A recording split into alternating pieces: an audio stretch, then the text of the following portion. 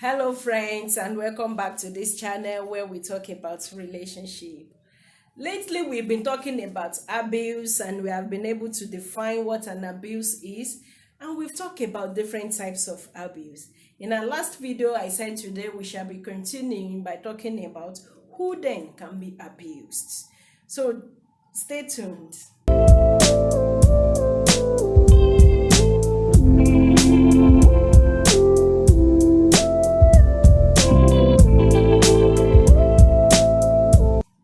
Welcome back there friends, and once again I want to appreciate you, my dear subscribers, all our friends out there, our viewers, and continue to subscribe and encourage others to do so. So share our videos, remember to give us thumb up each time you watch, and hit the notification button so that when we have a new video you are easily notified. So today we shall continue by talking about who then can be abused. I tell you, anybody can be abused, no matter who they are, no matter the age, the status, no matter the class, the religion. Anyone can be abused. Anybody can be abused. For example, in a home, when the father is abusive, surely the mother will be abused, the children will be abused. So both the young and the old in the house, they are subjected to abuse. So anybody can be abused. Even the boss in the office can be abused. The employees can be abused. The employers can be abused. Male, female, no matter who you are. Anybody can be abused in any type of relationship at any time. So the only way you can easily get to know when you are being abused is educate yourself about what is an abuse. Know the different types, know how it comes, know how it happens, so that once you start seeing the traces, you will be able to know that yes, this is an abuse here. So anybody can be abused. And who can be an abuser? Anybody can be. So that will lead us to, why do we have abusers amongst us? Why are some people abusive? Number one, upbringing. Child upbringing. And under this, we are going to be talking about childhood abuse. A child that was abused when they were young, they are likely to grow up being an abusive adult.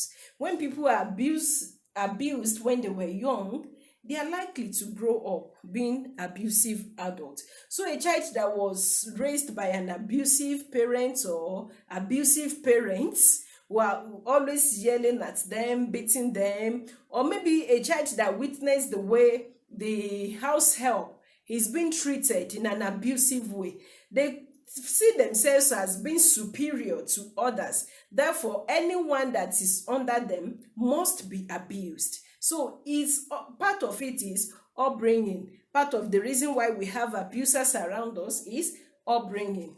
Another one is over-pampered child. When you're supposed to spank a child of 4, a child of 5 will raise hand and beat you, and you say, oh, he's a small boy, he's a small girl. When you're supposed to spank a child, if you do not do that, they grow up thinking that, okay, fighting, quarreling, it's a normal thing. It's a way of showing their anger or things like that. So they too continue to be abusive. And another one is poor parenting. Some parents lack this ability to raise their children properly.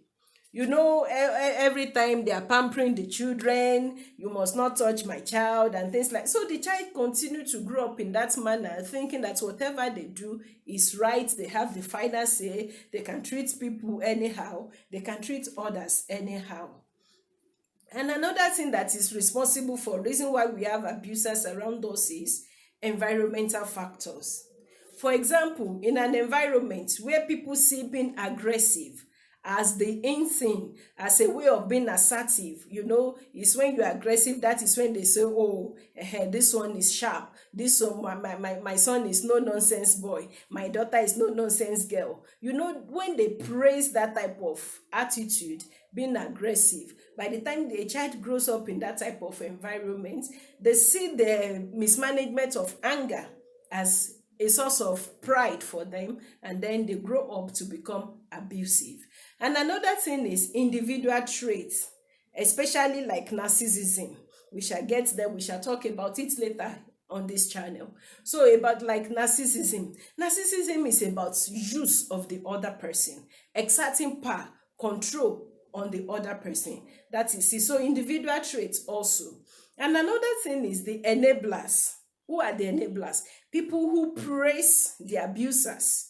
For example, you know a child who is always bullying others in the class, and maybe as the parent you have been reported to that, okay, this has been reported to you that, okay, your child is always bullying others. Hey, my child is no nonsense boy, and things like that.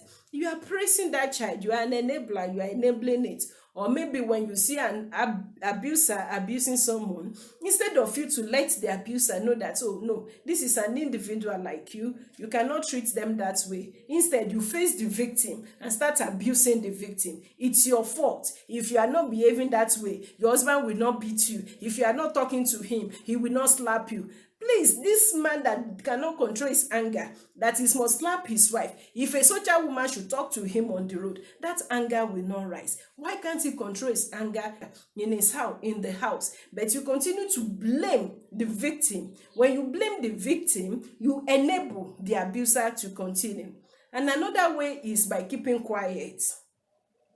When you see an abuse being done, don't be silent about it, especially when the victim cannot speak for themselves. Maybe you see a child that is like the maid in the house that is being abused. The child may not be able to speak up because of fear of, if they return me to my parents, we have nothing to eat, I do not have a way of going forward. But you as an individual, don't be silent about it.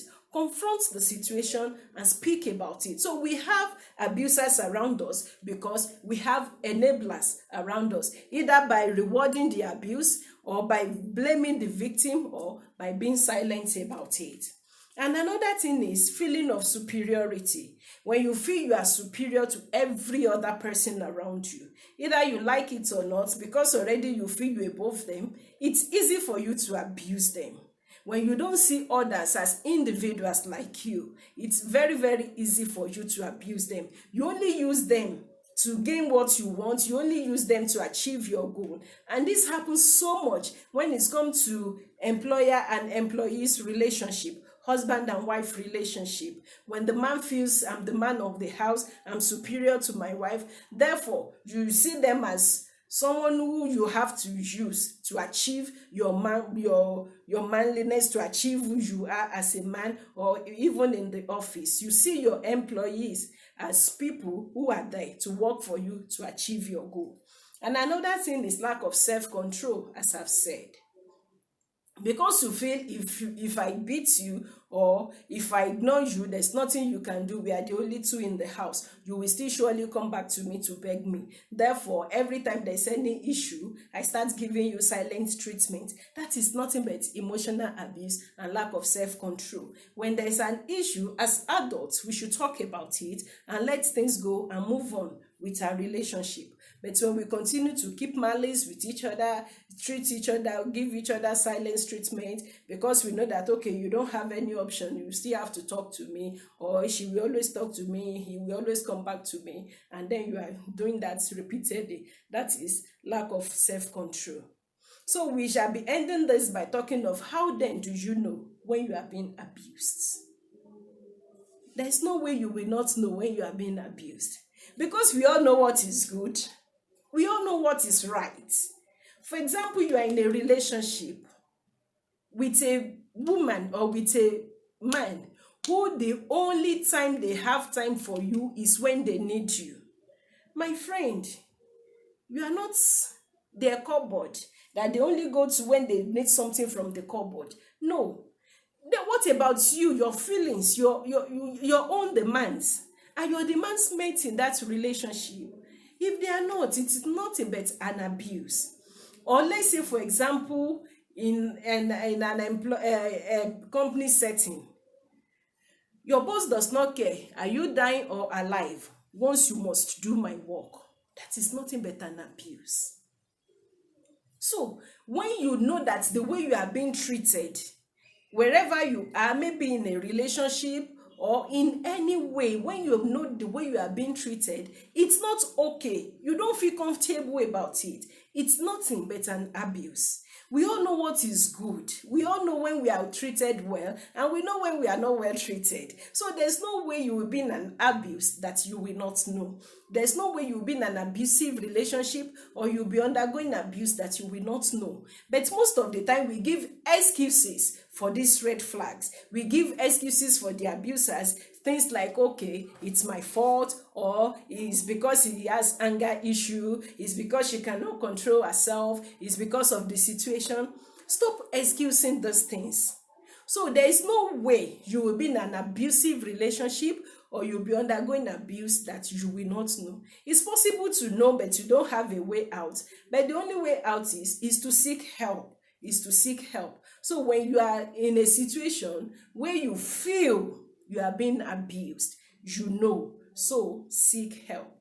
So we shall be rounding up about abuse here. And as I said, always remember to like our videos. If you have not subscribed, remember to do so. Share our videos and encourage others to subscribe. Till I come your way again, remain blessed.